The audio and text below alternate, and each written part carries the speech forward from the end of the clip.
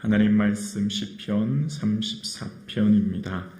구약성경 826면 시편 34편 1절에서 마지막 22절 말씀입니다. 함께 살아계신 하나님 말씀을 고백드리겠습니다. 내가 여호와를 항상 송축하며 내 입술로 항상 주를 찬양하리이다. 내 영혼이 여호와를 자랑하리니 곤고한 자들이 이를 듣고 기뻐하리로다. 나와 함께 여호와를 광대하시다 하며 함께 그의 이름을 높이세. 내가 여호와께 간구하매 내게 응답하시고 내 모든 두려움에서 나를 건지셨도다. 그들이 주를 앙망하고 광채가 내었으니 그들의 얼굴은 부끄럽지 아니하리로다. 이 곤고한 자가 부르짖음에 여호와께서 들으시고 그의 모든 환난에서 구원하셨도다. 여호와의 천사가 주를 경외하는 자를 둘러 진치고 그들을 건지시는도다. 너희는 여호와의 선하심을 맛보아할지어다. 그에게 피하는 자는 복이 있도다. 너희 성도들아 여호와를 경외하라. 그를 경외하는 자에게는 부족함이 없도다. 젊은 사자는 궁핍하여 줄일지라도 여호와를 찾는 자는 모든 좋은 곳에 부족함이 없으리로다. 너희 자녀들아 와서 내 말을 들으라. 내가 여호와를 경외하는 법을 너희에게 가르치리로다. 생명을 사모하고 연수를 사랑하여 복받기를 원하는 사람이 누구뇨? 내 혀를 악에서 금하며 내 입술을 거짓말에서 금할지어다. 악을 버리고 선을 행하며 화평을 찾아 따를지어다. 여호와의 눈은 의인을 향하시고 그의 귀는 그들의 부르짖음에 귀 기울이시는도다. 여호와의 얼굴은 악을 행하는 자를 향하사 그들의 자취를 땅에서 끊으려 하시는도다. 의인이 부르짖음에 여호와께서 들으시고 그들의 모든 환난에서 건지셨도다. 여호와는 마음이 상한 자를 가까이 하시고 중심으로 통회하는 자를 구원하시는도다. 의인은 고난이 많으나 여호와께서 그의 모든 고난에서 건지시는도다. 그의 모든 뼈를 보호하시며 그 중에서 하나도 꺾이지 아니하도다. 악이 악인을 죽일 것이라. 의인을 미워하는 자는 벌을 받으리로다. 여호와께서 그의 종들의 영혼을 속량하시나니 그에게 피하는 자는 다 벌을 받지 아니하리로다. 아멘. 하나님 우리 아버지와 주 예수 그리스도로부터 은혜와 평강이 충만한 이 하루 되기를 주님의 이름으로 축복합니다. 아멘. 다윗의 생애 가운데 가장 큰 고난, 다시 말하면 가장 고통스러운 상황이 오늘 본문의 시의 배경입니다. 먹지 못하고 자지 못하는 사울 왕의 쫓김 혹은 전쟁은 그래도 덜할 것인데, 인생에 있어서 가장 참혹한 것은 나의 자존심, 자존감이 땅에 떨어질 때 아니겠습니까? 가드왕 아기스 앞에서 목숨을 구걸하기 위해 침을 흘리며 미친 척 해야 되는 상황이 오늘 본문의 상황입니다. 사무엘상 21장 이하의 내용을 배경으로 한 오늘의 본문은 오늘 본문의 시 표제어에 있듯이 아비멜렉 앞에서 미친 채 하다가 쫓겨나서 지은 시라고 기록하고 있으므로 다윗의 생애 그 어떤 상황보다 가장 비참하고 가장 고통스러운 상황이 오늘의 본문의 상황입니다. 그러니까 하나님 마음에 합한 사람, 또 하나님만을 온전히 찾는 사람에게도 고난이 온다라고 하는 것을 오늘 본문은 우리에게 말해주고 있으며, 하나님을 향하여 몸부림치고 주 뜻대로 살기로 애를 쓰지만 그럼에도 불구하고 의인의 삶 가운데 고난이 있음을 오늘 본문은 우리에게 알게 합니다. 그러면 그런 고난의 상황 가운데 우리가 어떻게 반응하며 어떻게 해야 할지를 오늘 본문은 우리에게 잘 말해주고 있습니다. 성도의 삶은 성공할 때보다는 실패할 때, 기쁠 때보다는 슬플 때, 형통할 때보다는 불통할 때 더 주님 앞에 가까이 나와야 한다는 겁니다. 기쁠 때, 성공할 때, 형통할 때는 누구나 다 하나님 앞에 나올 수 있고 누구나 다 하나님께 예배할 수 있고 찬양할 수 있고 기도할 수 있습니다. 그런데 우리에게 있는 믿음이라고 하는 것은 어떠한 상황, 즉 고난의 상황에서도 의지적인 결단으로 주님 앞에 나오는 것임을 오늘 본문은 우리에게 이야기하고 있는 거예요. 오늘 본문의 1절의 시작이 내가라고 시작합니다. 바로 내가 하나님 앞에 의지적으로 먼저 나와야 함을 이야기하는 것입니다. 내가 여호와를 항상 송축하며 내 입술로 항상 주를 찬양하리다. 오늘 본문은 이야기합니다.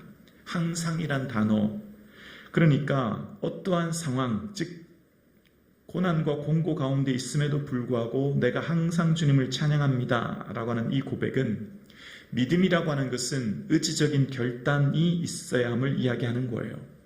우리는 흔히 하나님이 다 하십니다, 은혜입니다 라고 하기에 그냥 가만히 있으면 저절로 모든 것이 이루어진다 생각하지만 그렇지 않지요. 우리가 받은 구원이 은혜로 받은 것이고 우리의 삶을 전적으로 하나님이 통치하시지만 우리의 삶에 의지적인 결단이 필요한 것입니다. 바로 믿음이라고 하는 것, 하나님 앞에 섰을 때 우리의 삶의 모습을 심판하시는 것은 우리의 삶의 내용, 즉 의지적인 결단의 삶을 보시는 것이죠. 그러니까 오늘 본문의 다윗은 내가라고 시작하므로 또한 항상이라고 고백하는 것은 어떠한 고난 가운데서도 주님께 나와야 함을 이야기합니다. 오늘 함께 이 새벽 예배 드리시는 사랑하는 성도님, 또 온라인으로 함께 예배 드리시는 사랑하는 성도님들의 삶에 지금 삶의 자리가 어떠십니까? 내 삶이 항상 기쁘고 즐겁고 형통하고 모든 일이 잘 될 때, 그럴 때 주님을 찾지만 오히려 지금 여러분의 삶의 자리가 힘들고 지치고 내가 예기치 못한 일들이 일어나고 다 이해하고 납득될 수 없는 일들이 내 앞에 있을 때, 지금 바로 주님 앞에 나올 때인 줄로 믿습니다. 지금 이 시간 다윗은 이 시편을 통해 하나님께서 우리에게 깨닫게 하시는 거죠. 바로 의지적인 결단으로 바로 하나님께 나와야 함을 오늘 본문은 우리에게 말하고 있는 것입니다.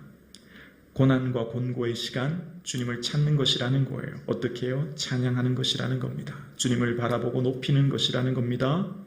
그리고 하나님 앞에 나와 엎드려 찬양하고 주님을 찾는 자는 반드시 또한 기도하게 되어 있다는 겁니다.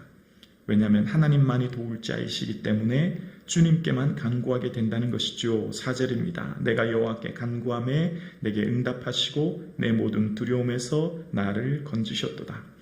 하나님 앞에 찬양하는 자에게는 두 번째 단계로 또한 기도하게 된다는 거예요.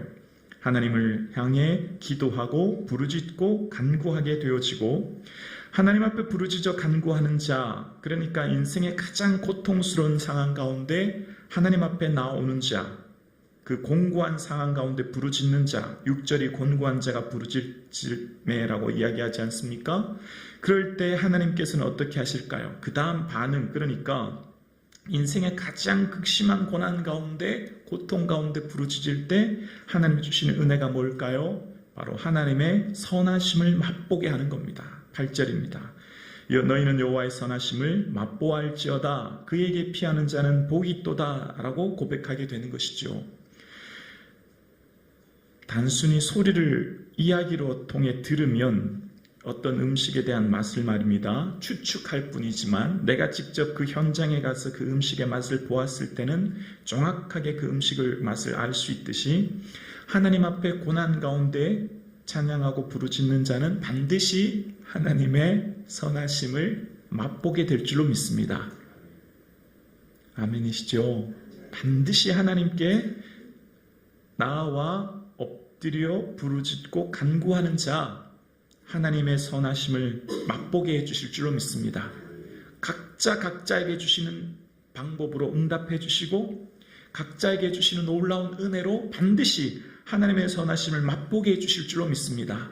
오늘 이 새벽 나와 새벽 예배 드리시는 사랑하는 성도님, 지난 한 해 동안, 지나간 시간 한 해 동안도 하나님 은혜 가운데 지났고, 특별히 기쁨보다는 슬픈 것이 많은 것이 우리의 삶 아니었겠습니까?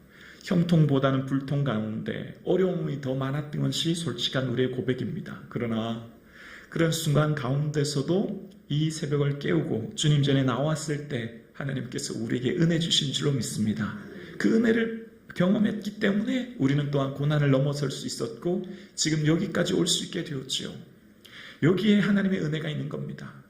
믿음으로 산다고 하는 것, 하나님 마음에 합한 자 다윗, 우리가 생각할 때 하나님 마음에 합한 자요, 또 다윗의 삶에서 오는 오직 여호와의 전의 아름다움을 사모하는 이렇게 귀한 다윗의 삶에 왜 하나님은 고난을 주셨을까? 사실 우리는 이해가 되지 않습니다. 우리의 삶도 마찬가지 아닙니까? 여러분, 우리는 온 마음 다해 주님만을 사랑하고 살아오고 있잖아요.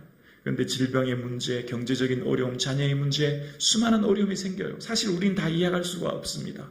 저는 성도님들의 삶의 고난이 이해가 되지 않아요. 그래서 늘 하나님 앞에 가면 제일 여쭙고 싶은 게 이겁니다. 천국 가면 꼭 묻고 싶어요. 하나님, 왜 의인에게 고난이 있나요? 다윗의 삶도 마찬가지예요. 그런데 이해될 수 없는 고난 가운데 하나님 앞에 나오는 자는 반드시 하나님의 선하심을 맛보게 해주신다는 겁니다. 여기에 우리의 은혜가 있어요. 여기에 성도의 기쁨이 있는 것이죠. 그래서 하나님의 그 선하심을 맛보아하는 자는요, 주님 제게는 부족함이 없습니다. 그 고백하게 된다는 거예요. 9절입니다. 너희 성도들아 여호와를 경외하라. 그를 경외하는 자에게는 부족함이 없도다. 여러분, 시편 32편과 33편 그리고 34편에 이어지기까지 앞단락 두 편의 시편에서 다윗이 기뻐한 것이 있어요. 다윗이 고백한 게 있어요. 뭐죠? 의인은 여호와를 기뻐하고 즐거워한다는 겁니다. 그 중심에 하나님을 기뻐하고 즐거워한다는 거예요. 그러니까 오늘도 마찬가지예요. 고난이 있고 고통이 왔을 때 하나님 앞에 그럼에도 불구하고 엎드리고 구하고 공고할 때 찾았더니 하나님의 선하심을 맛보게 해주셨고, 하나님 제게는 부족함이 없습니다. 그 고백하게 된다는 거예요. 왜 부족함이 없을까요? 부족함이 많죠. 아직 사울 왕이 쫓김을 당하고 있는데, 아직 어디로 가야 될지, 지금 이 자리가 블레셋 땅입니다. 이제 앞으로 더 힘든 거예요. 사실은 부족한 것 너무너무 많아요. 그런데 지금 부족한 게 없대요. 하나님의 선하심을 맛보았고 하나님으로 인하여 기뻐하기 때문입니다. 하나님으로 인하여 기뻐하는 자, 바울의 고백처럼 자족하게 되는 것이죠. 오늘 우리가 부족함이 많죠. 인생에 부족한 것이 너무너무 많아요. 그런 우리에게 하나님을 사랑하고 하나님을 바라보고 하나님을 의지할 때 하나님 주시는 기쁨이 우리 안에 충만하게 될 줄로 믿습니다. 그럴 때 주님, 내 잔이 넘칩니다. 하나님 계셔서 너무 좋아요. 예수님 계셔서 제게는 너무너무 감사해요. 비록 내 몸에 질병, 경제적인 어려움, 자녀의 문제, 삶의 고난이 있지만 예수님이 계셔서 감사합니다.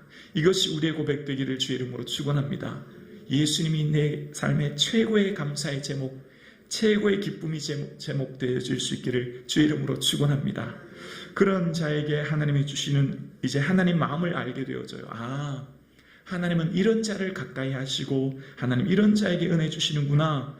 여호와의 눈은 의인과 악인을 살피시는구나. 15, 16절에 알게 된 후에 우리 18절과 19절 함께 고백할까요? 18절, 19절 함께요. 여호와는 마음이 상한 자를 가까이 하시고 중심으로 통회하는 자를 구원하시는도다. 의인은 고난이 많으나 여호와께서 그의 모든 고난에서 건지시는도다. 아멘. 마음이 상하고 아프고 고통스러운 자, 그들을 하나님 가까이 하신대요. 재력 있고 능력 있고 부와 권세를 가진 자를 사람들은 가까이 하고 좋아하지만 가슴치며 애통하며 삶의 상처와 아픔, 그리고 중심으로 죄에 대해 깨닫고 통회하고 아파하는 그 영혼을 주님 존귀히 여기시고 가까이 하신다는 것을 알게 되었대요. 그리고 의인의 삶은 고난이 많구나. 왜 이 고백했을까요? 여러분, 지금까지 다윗의 삶을 쭉 살펴보면 다윗이 내 뜻대로 내 마음대로 했다면 오히려 고난이 그쳤을 거예요. 맞잖아요. 사울 왕이 용변 보러 구울에 들어왔을 때 옷자락만 잘랐지만 사실 내 생각대로 사울 신하들의 말대로 사울을 죽였다면 고난이 그쳤을 것입니다. 마찬가지 아닙니까? 사울 왕이 깊이 잠들었을 때 물병과 창만 가지고 왔지만 사실 부하들의 말처럼 그 자리에서 사울왕 죽였다면 고난이 그쳤을 거예요. 이제 내가 왕이 되었으니까. 근데 의인의 삶은 고난이 많지요. 내 뜻대로가 아니라 주 뜻대로 살려고 하니 고난이 많은 거예요.